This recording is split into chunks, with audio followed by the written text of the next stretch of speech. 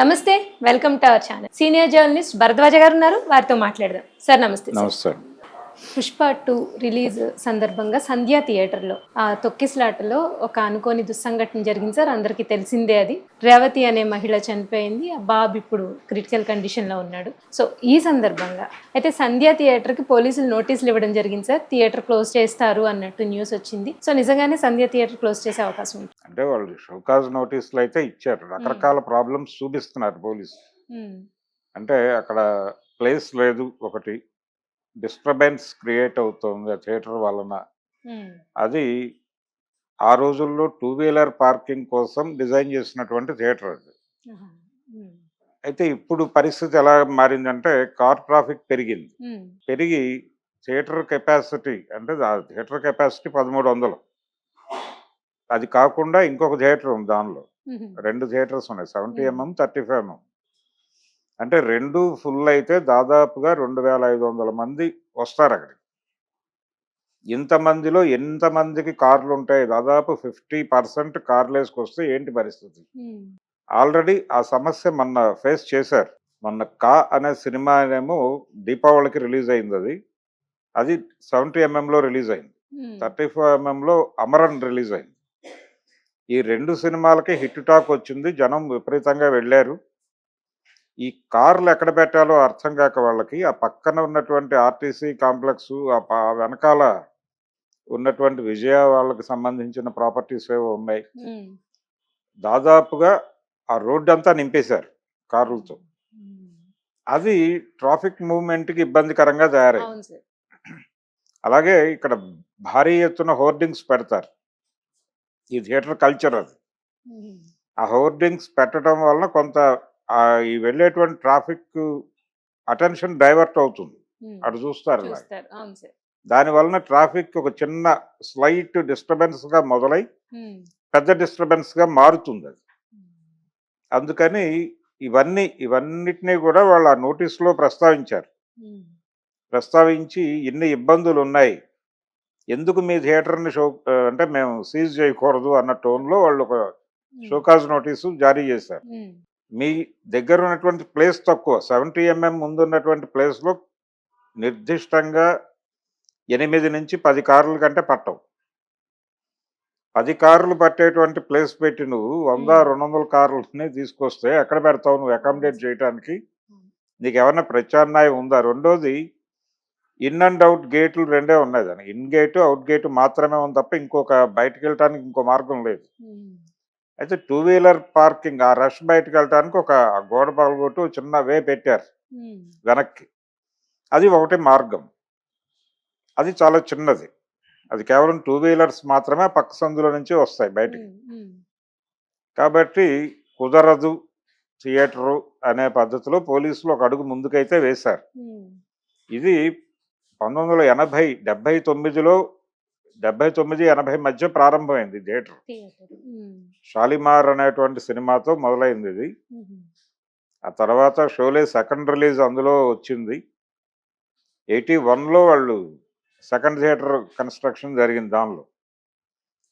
అయితే ఆ రోజుకున్నటువంటి ట్రాఫిక్ ప్రధానంగా సైకిల్ ట్రాఫిక్ ఎక్కువ ఉండేది, 2 వీలర్స్ కొంతమేరకు ఉండేవి, కార్లు చాలా తక్కువ ఉండేవి. కాబట్టి అది వాళ్ళ డిజైన్ ప్రకారం కరెక్టే. కానీ ఇప్పుడు మారిన పరిస్థితుల రీత్యా అది అకామిడేటివ్ థియేటర్ కాదు. అందుకని మీరు ఆల్టర్నేటివ్ చూపించండి, మీరు స్పేస్ క్రియేట్ చేసుకోండి. అది పగలగొట్టేసి ఇంకేమైనా చేస్తారా, కింద సెల్లార్ పార్కింగ్ పెడతారా, ఏం చేస్తారు అనేది మీ ఇష్టం. అంటే సింగిల్ స్క్రీన్స్ ఆల్రెడీ తగ్గిపోతున్నాయి. సింగిల్ స్క్రీన్స్ అన్నీ కూడా మల్టీప్లెక్స్లుగా మారిపోతున్నాయి, షాపింగ్ కాంప్లెక్స్లుగా మారిపోతున్నాయి. చాలా చోట్ల ఈ ప్రాబ్లం ఉంది. అన్ని థియేటర్లలోని సింగిల్ స్క్రీన్స్కి జనాలు వెళ్ళటానికి ఎందుకు ఇబ్బంది పడుతున్నారంటే జనాల వైపు నుంచి కూడా ప్రాబ్లం ఉంది. మల్టీప్లెక్స్కి వెళ్తే పార్కింగ్ ప్రాబ్లం ఉండదు. వాడు సెల్లార్ పార్కింగ్ ఉంటుంది, ఒక 3 అంతస్తుల నుంచి 4 అంతస్తుల సెల్లార్ పార్కింగ్ కూడా పెట్టేస్తున్నారు. కాబట్టి ఎక్కడో చోట కార్ పార్కింగ్ దొరుకుతుంది కాబట్టి కారు వాళ్ళందరూ కూడా మల్టీప్లెక్స్కి వెళ్ళడానికి ప్రిఫర్ చేస్తున్నారు. సింగిల్ స్క్రీన్ని నెమ్మదిగా చంపేసి సింగిల్ స్క్రీన్ ఆడియన్స్ను ఓటీటీకి తరలించే ఒక కాన్స్పిరసీ జరుగుతోంది. ఇలాంటి సంఘటనల వలన ఆ ప్రక్రియ కొంచెం వేగవంతం అవుతుంది. అవి సింగిల్ స్క్రీన్స్ అంతర్ధానం అయిపోయే పరిస్థితి. ఇప్పుడు ఆర్టీసీ క్రాస్ రోడ్స్లో ఉన్నటువంటి సింగిల్ స్క్రీన్స్లో దాదాపు 70 mm వెళ్ళిపోయింది. యువతల సుదర్శన్ 70 mm వెళ్ళిపోయింది. దేవి థియేటర్ ఉంది, సుదర్శన్ 35 mm రన్ అవుతోంది. ఇంకా అక్కడ కూడా ఇదే ప్రాబ్లం, సేమ్ ఇష్యూ. కార్ పార్కింగ్ని వాళ్ళు మెయింటైన్ చేసే పరిస్థితుల్లో వాళ్ళ పార్కింగ్ ఏరియాస్ లేవు. దేవి థియేటర్కి లేదు, అలాగే సుదర్శన్ 35 mm కూడా లేదు. అవతల వెంకటేశ్వర పద్మావతి అని ఉండేవి, అవి కూడా కాంప్లెక్స్గా మారిపోయినాయి. దీపక్ థియేటర్ వెళ్ళిపోయింది.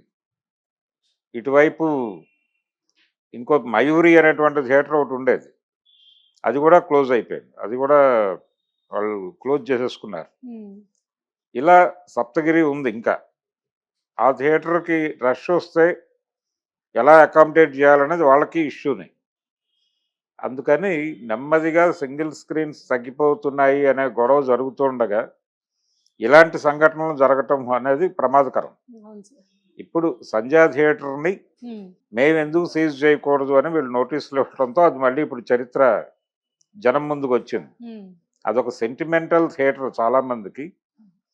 సంధ్యా థియేటర్ అని కాదు, ఆర్టీసీ క్రాస్ రోడ్స్లో ఏదో ఒక థియేటర్లో సినిమా పడాలి అనేది సినిమా పరిశ్రమకు సెంటిమెంట్ ఉండేది.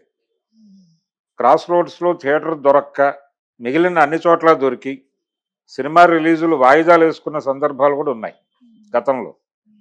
అందుకని ఆర్టీసీ క్రాస్ రోడ్స్కి ఒక చరిత్ర ఉంది, సినిమా పరిశ్రమతో లింక్ అయినటువంటి ఒక చరిత్ర ఉంది. ఈ చరిత్రని అల్లు అర్జున్ గారు కొంత చెప్పే ప్రయత్నం చేశాడు మొన్న.